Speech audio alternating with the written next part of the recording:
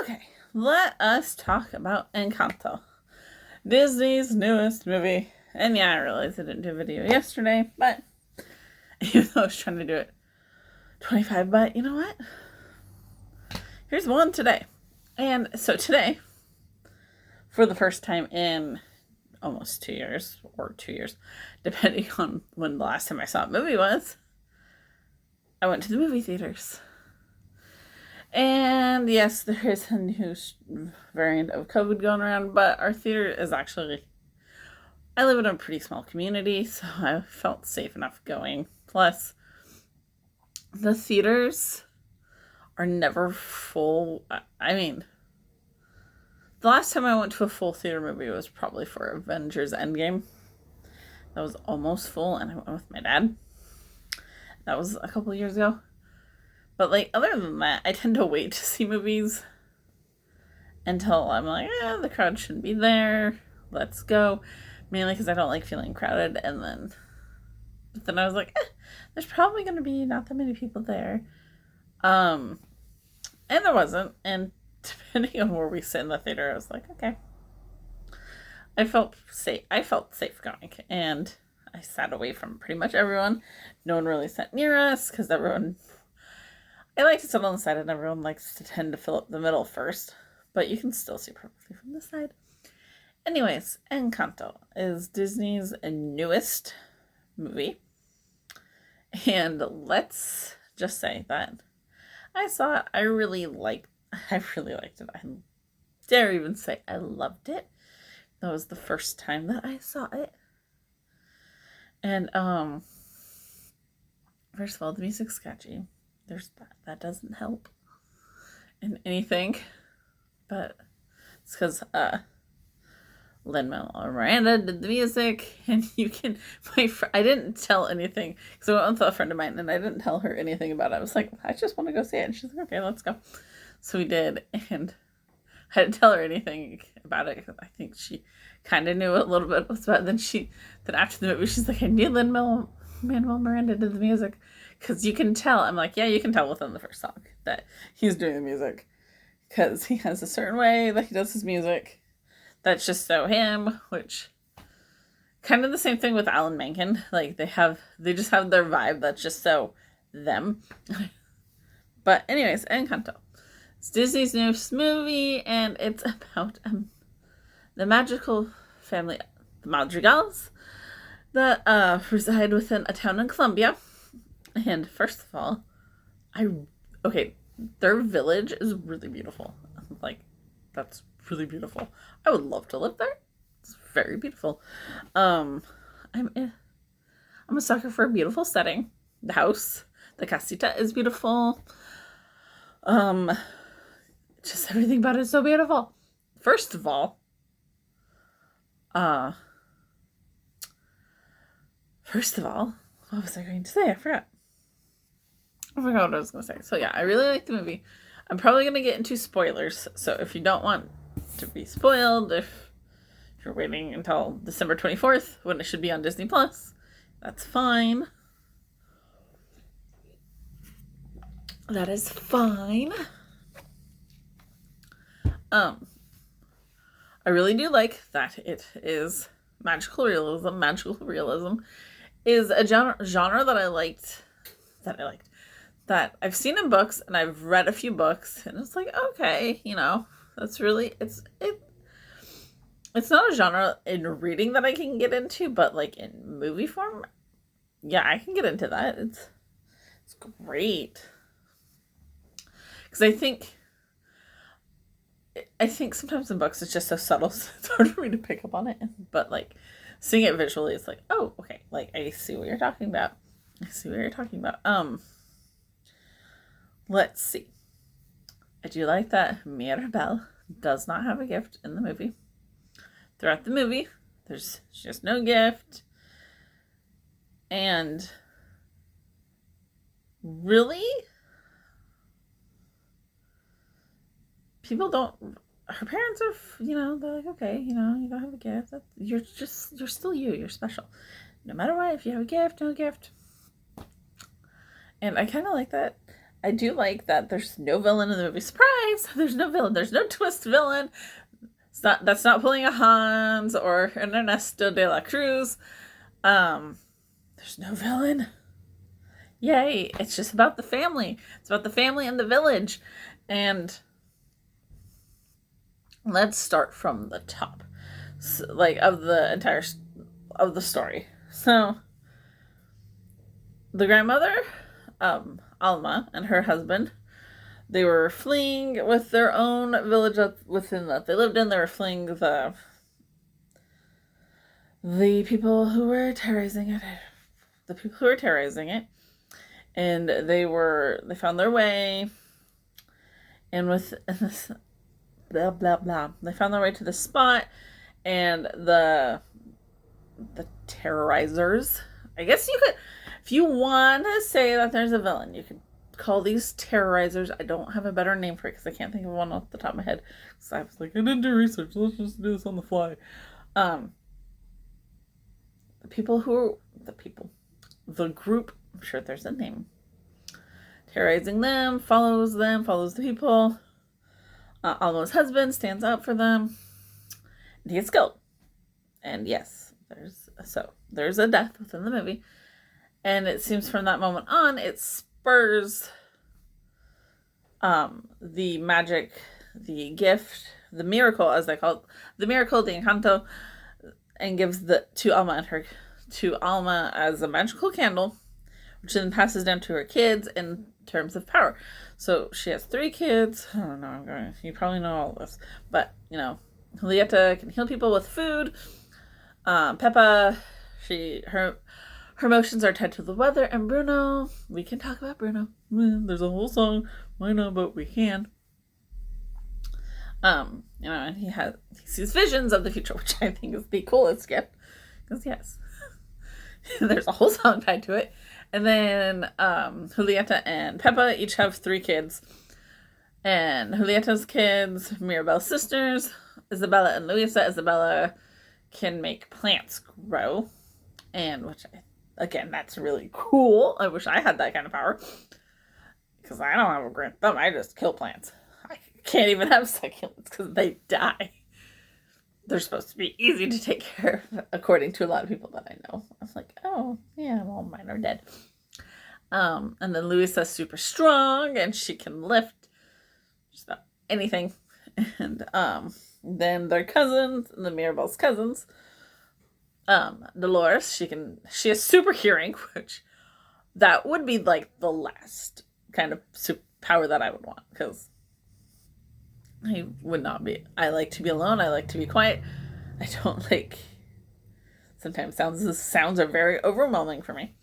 So I'm like, okay, not that one. And then Camilo can shapeshift, which I think that's pretty cool. You can cheer people up. You can do a lot of things with that kind of power. And you see him doing different things to help people, like making himself taller, like the other guy who's hanging up a sign, and taking care of a mother's baby so she can shapeshifting to the mother so he can take care of, step in and take care of the child while the mother sleeps for an hour or two. Which that's very helpful. And then the youngest member of the Madrigal house, Antonio, who got his gift that day when the movie starts, which is the ability to talk and understand to animals, which again, that's pretty cool, except some of the animals are afraid we're gonna eat me. Just because I'm a chicken when it comes to animals. Anyways. And so the plot of the movie is, Mirabel at her cousin Antonio's whole little gift ceremony sees cracks within the casita, and is worried, what's that mean? What's that mean for our family? What's that mean for their powers? And, talking to different family members, and which Dolores tells her, the only one worried about it is you, but I did hear Louise's eye twitching in the middle of the night, which, okay, that is something that I didn't even know eye twitching can be a sound. And, go talk to her, and then, so she talks to Louisa, who Louisa confesses that she feels, pressure of like, the village and the family all on top of her. There's a whole song about it, which I think very relatable song, if very relatable as, an older sister or, an eldest child. I've seen a lot of people say, I really relate to that song. And I think a lot of people can relate to, like, some member of the family at one point, like, even Isabella, who is seemingly perfect, but she admits, like, I don't want to be perfect. But I'm only perfect for the family. I want to be able to make messes and make colors. All these colors pop out. And, okay, I need to take a breath. I'm trying to go super fast because I'm like, how long is this going to take? It goes through you go through the motions of the movie. And which that sums up almost the entire chunk of the movie, the first half of the movie, and then the second half. Okay, I will say this: the previews made it seem like Mirabelle is gonna have to go on an adventure outside the house, but no, the adventure's like within the house, and I think that's pretty neat. Like, to find her Tio Bruno, who is still within the house, like, just inside the walls of the house with the rats. And Dolores even at one point says, I knew he's there, which not surprising because she can hear everything, so she could probably hear him talking to himself or muttering within the walls.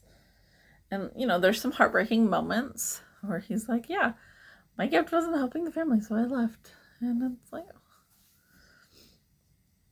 and there's, again, it's very relatable, even like, and you feel like, okay, that I could, at one point I was like, I relate to some of these members of the family on like different levels. And the animation is beautiful, it's stunning. It's from, and one of the directors, directed Moana and Zootopia, which are both great movies from Disney. So it's not surprising. This is another great movie, and going through the adventures of the house, like the casita even does end up falling apart. And Mirabelle feels responsible that the house fell apart, and leaving and talking to her grandmother, which I've seen a lot of people disagree with the ending. Again, like, there are spoilers. How it was resolved. How like the grandmother was mistreating Mirabelle, and all of a sudden everything's just okay. Well, pretty sure the whole point of the movie, because I see people talking about, she's emotionally abusive to Mirabelle, which I don't want to say that I don't agree with it. I think there's just a lot of stress and pressure at that time, because there's different big moments happening within the family, with Antonio getting his gift, then Isabella supposedly getting proposed to by someone in the village so she can keep the family, so she can spearhead leading the next generation into leading a fourth generation of family members within the house. It's like, okay, take a breath. And so there's a lot going on. So I think the pressure that everyone was under, like Alma and Mirabelle and Isabella, it's like it came out that way. But I don't want to say like, that's how she's always treating her, because it's only a glimpse into the family's lives, the daily lives of this family. And so I don't really agree with that. I think it's a conversation that needed to happen within the family, like years ago, but hey, we get it now. And I will say this is something I really like about the end of the movie, is that the people from the village, after the house is fallen apart, they start saying, okay, we're going to rebuild our house. And the people from the village say, hey, let us help you. We may not have any special gifts, but you're always helping us. So let's help you in this time. So everyone rebuilds the house together. And then, again, since Mirabelle doesn't have a gift, she doesn't have her own special room within the house. And so they, her family says, hey, we made you a doorknob of your very own. And, she puts it on the front door and the door of the house opens. And that's how it's a very sweet movie. I cried a lot during the end. I will say I cried a lot during the last third of the movie. It was just like nonstop crying because it's very relatable and feelings like, yeah, this family has powers, but it's just like any other family. And families have those, oh, my sister's perfect and my brother's good at this. And, my parents are good at this. And it's like, I feel like I'm not good at any, it's like kind of that kind of story. And I will say this. I do hope there is a future for it, like within a Disney Plus series, because I can see it being kind of explored. Hey, like different episodes of centering on different family members using their gift to help the townspeople with what they do, with what, which I think would be very neat. All in all, I really like this movie. I recommend going to see it or waiting to see it. Don't put yourself out there if you don't want to go, but it's just something I personally recommend. Blah blah blah. Oh yeah, and to say that I've seen people in the comments of some of the videos about some of the songs saying, hey, like the Village kids are kind of annoying. Why don't they already know about the family and what they do? Why are they asking in the first song? First of all, the kids look about 5, so they probably, I think they're just overly excited because it's like, hey, this is our first time seeing a gift ceremony. That's so cool. And it's an introduction to a movie, so it's like they're serving as kind of a gateway for the audience. It's like, hey, an introduction to the family. That's all I can say about it. But I really like this movie. I like that there's no villain. I like that it's just about family and family dynamics. And, yeah, so that's my thoughts on that. And I hope you guys have a good day. And I'll see you next time. Goodbye. Meow.